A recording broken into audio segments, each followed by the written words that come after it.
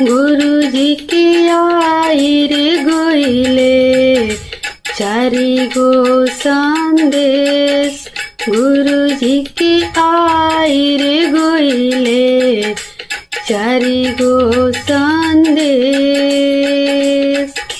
पहिला संदेश आइले पाकी गइले केस कि जाके शिव चर्चा में सखी हो लेला उपदेश। कि जाके शिव चर्चा में सखी हो लेला उपदेश।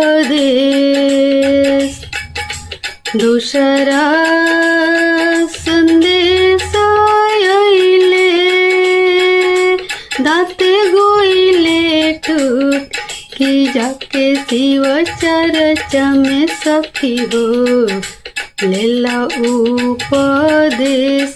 कि जाके शिव चर्चा में सखी हो लेला उपदेश।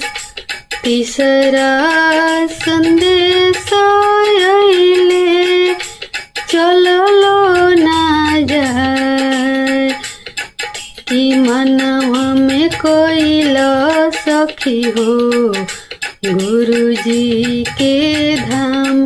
कि मन में करैला सखी हो गुरु के भजन।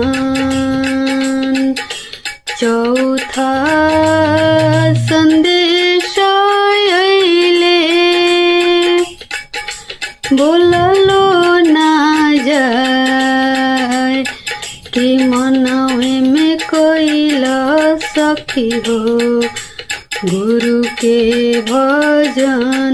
कि गुरुजी के आइर गइले चारि गो संदेश।